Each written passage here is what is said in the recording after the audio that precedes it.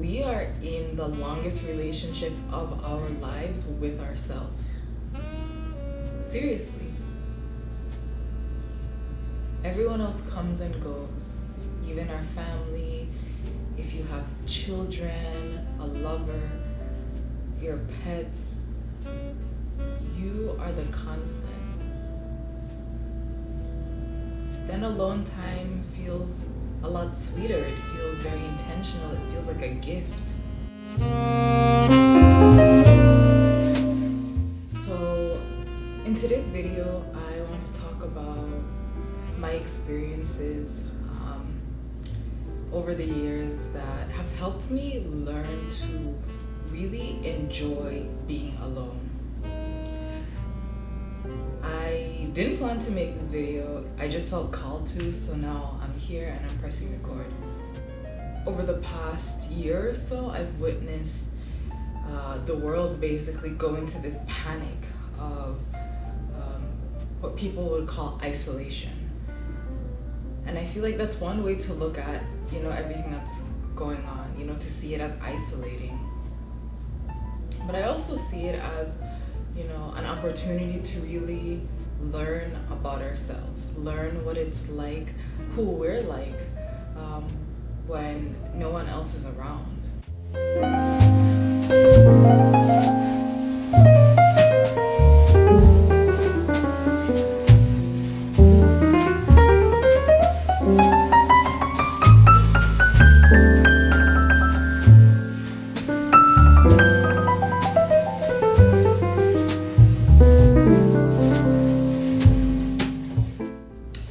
Background, I have been a nomad since 2017. I did not choose this path chose me. That sounds so cheesy, but I was really just, I thought I was doing all the things to heal and to, make space for my inner child and to go within and really do the work. And I'm not gonna say that I wasn't doing shit, but it was taken up a whole nother level once I decided to really focus on myself, and that journey has led me far and wide. And I feel like these past 3 years have taught me how to be grounded in myself no matter what is going on outside. And that sounds so much easier than what it actually is, but we can look at this in the sense of traveling. When my environment was changing constantly, when there's a new language, a new culture, whether I was here or here in the States or abroad, I had to be that centered person in my life because I was the only constant. I still am the only constant. When we think about it, that's what life is. Even if you don't consider yourself a nomad, you're still traveling through this existence. You're meeting new people, you're cultivating all of these experiences, and you are the constant. So despite everything that I have experienced and will continue to experience in this life, in this journey, wherever it takes me, I've come to really enjoy spending time with myself. The first perspective that allowed me to shift from feeling isolated to spending time alone and enjoying it was seeing it as that time to reparent my inner child. So what is the inner child? I've said this a few times. The inner child is a part of us that is psychologically still like a child. From the moment we're born to the age of about 7, our brain is just in theta wave, which means that we are absorbing everything in our environment. It's basically like we're being hypnotized. And this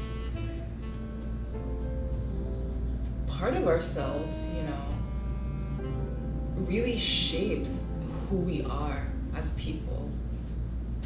It really does, because even once we grow up and we learn logic and the rules of the world and all of this stuff, you know, these deeply, I almost want to say primal experiences, because they form our understanding of the world, how we survive, how we relate to people. They get stored in our subconscious brain, in our body, and they are like, we're like computers. So the inner child is basically the code that tells your computer how to run.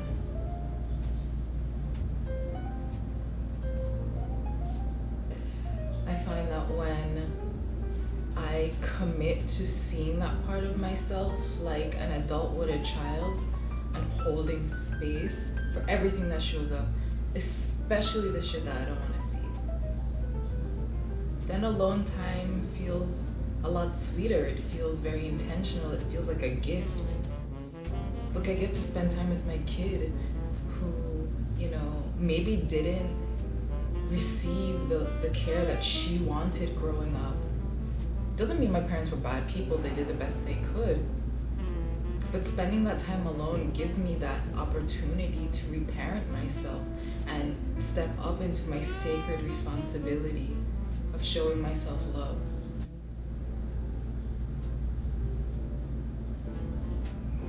The second perspective that has helped me step up and really enjoy my alone time is seeing it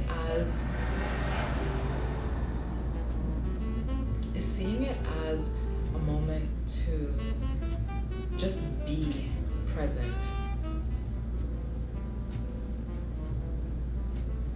Every breath,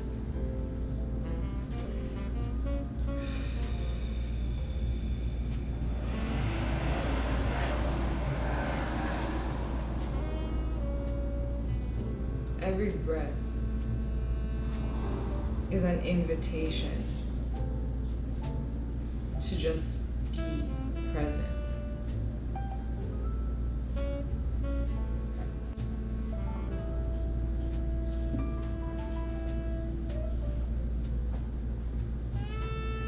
I think in this world, we sometimes are so conditioned to feel like we have to do and be everything. We have to be thinking about the future. We have to be thinking about the past so that we learn from it and don't make mistakes and all of this stuff. And the present moment is so powerful, because by taking time to simply be and to witness everything that is happening around us, that is happening within us,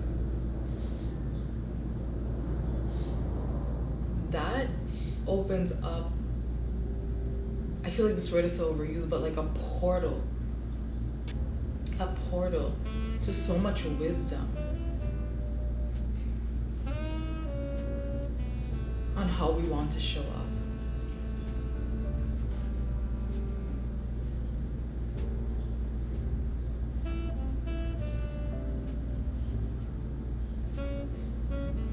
And it's a daily practice.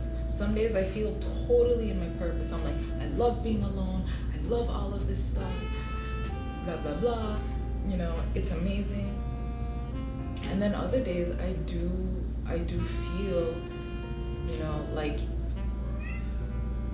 isolation.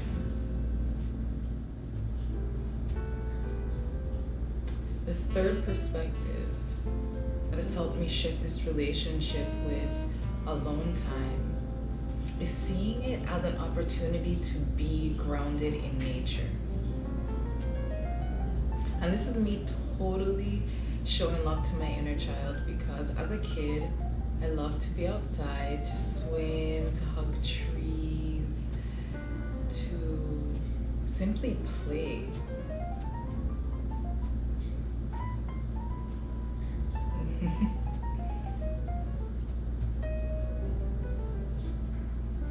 And now, you know, when I'm presented with an opportunity to be alone and to show love to myself, one of the first things I always want to do is just be outside and get grounded. There's so much healing in this planet, really, when you think about it.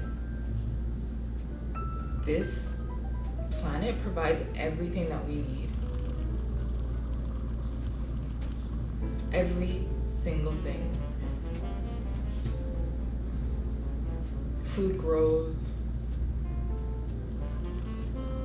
You know, there are plants that we can use to create, you know, everything from housing to textiles, clothes, shoes, medicine, like.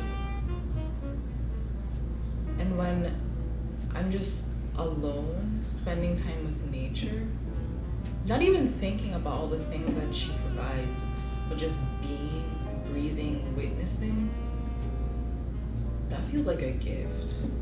That feels so sacred. The fourth perspective that has allowed me to shift my relationship with alone time is seeing it as an opportunity to play. It's kind of related to the inner child, you know. As a kid, I loved to create. I just loved to just create, to make things without any expectations, to connect with that voice within that just wanted to bring something out into the world.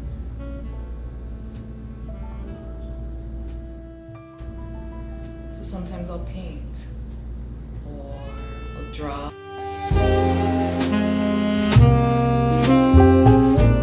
I'll cook. I love cooking. Cooking is like such a vital form of creation for me in my life.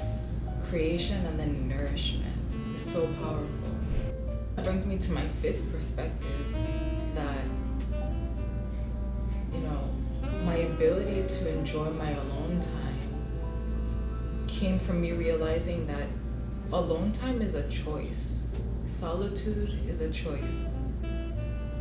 Solitude comes from, you know, understanding that you want to be alone because you are giving yourself permission to just be with yourself. That you love yourself so much, or you're committed to this journey of remembering how much you love yourself. That you're willing to study every part of who you are.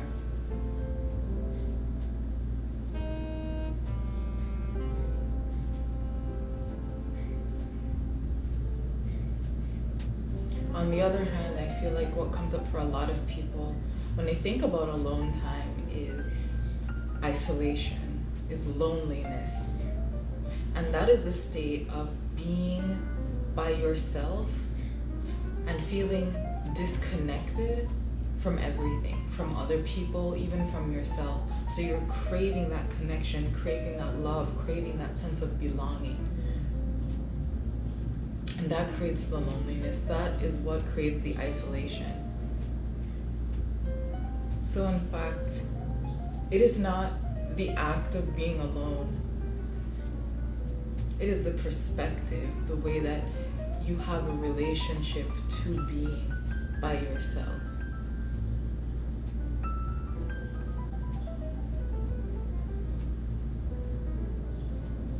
So like I said, you know, it is a journey, a lifelong journey that we're on, because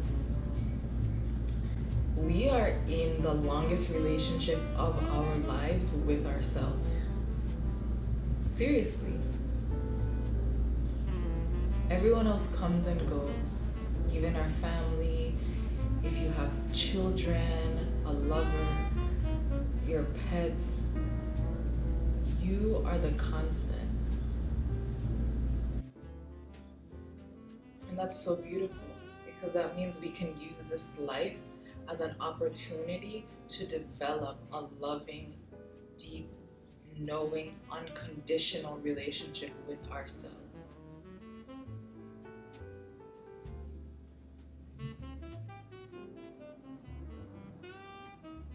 And by committing to this beautiful, way of being, then slowly but surely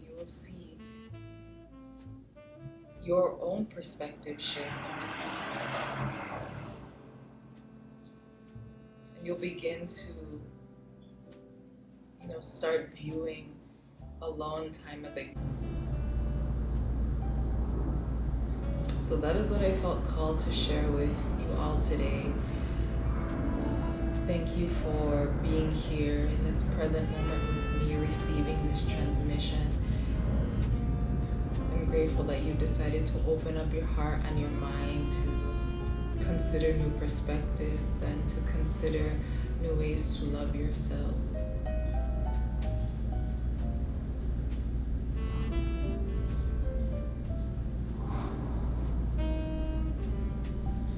If this really resonated with you, then join me in this community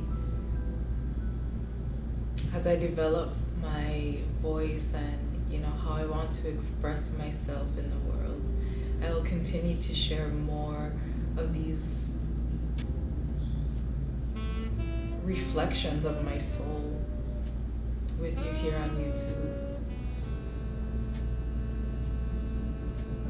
So here's to evolving together. Have a beautiful day, and I'll see you very soon.